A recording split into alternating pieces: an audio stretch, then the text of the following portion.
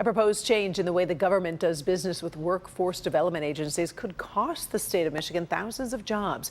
Administrators for the Michigan Works Agency are sounding the alarm. Paula Tutman joins us live from Pontiac at a small business that says it could be affected by the change. Tell us more, Paula.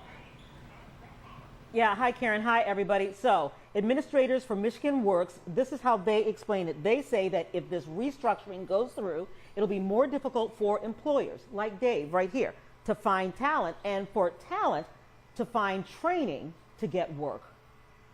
This is bad news. In my 24 years in workforce development in Oakland County and across the state, this is the biggest threat that the workforce system and the Michigan Works system has ever faced. The proposed Wagner-Pfizer Act change, in plain English, means the federal government wants to change how certain workforce development agencies are funded, taking local control away and consolidating that control at the state level.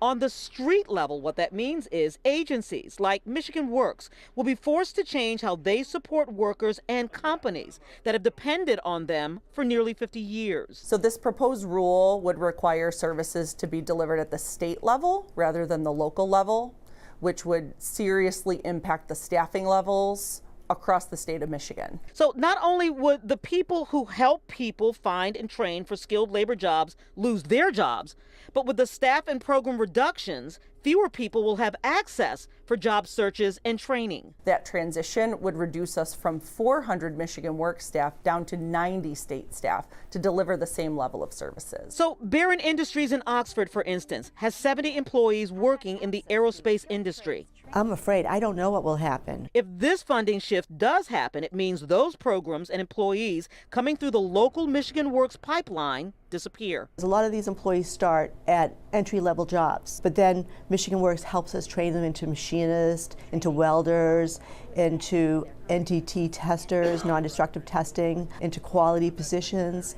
And without that assistance, Barron Industries may not be able to afford to do that on their own. At Siblings in Pontiac, the name of the game is 3D printing. 8 employees service 300 different companies with a variety of products. One of those commercial printers, by the way, came through a Michigan Works grant, which not only helps supply the machinery, but the workers and the training. I have serious and significant concerns that if the Wagner-Pfizer funding for Michigan Works goes away, I will lose my ability to attract and retain and train employees through the services of their organization. And not only am I concerned about my company benefiting from those types of training initiatives, but also the customers that I work with on a daily basis.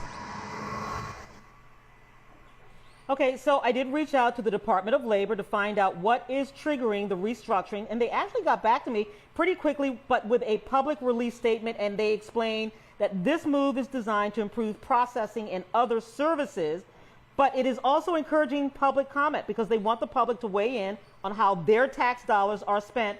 But Karen, that period ends on Tuesday. And of course, because it's a government entity, a link to find a way to make a public comment is difficult to find. We're going to make it easy for you. We're going to put a link on, of course, this platform, clickondetroit.com, as well as our other social media platforms so that the public can actually fill out a form, weigh in and say, hey, I think this is a good idea to consolidate, or no, I don't think this is a good idea. I'd rather you keep it the way things have been since 1933. Karen, actually 1933 and then restructured in 1998, but you get my point. Yeah, I do get your point on that. All right. Thank you very much, Paulo. As always, we appreciate it.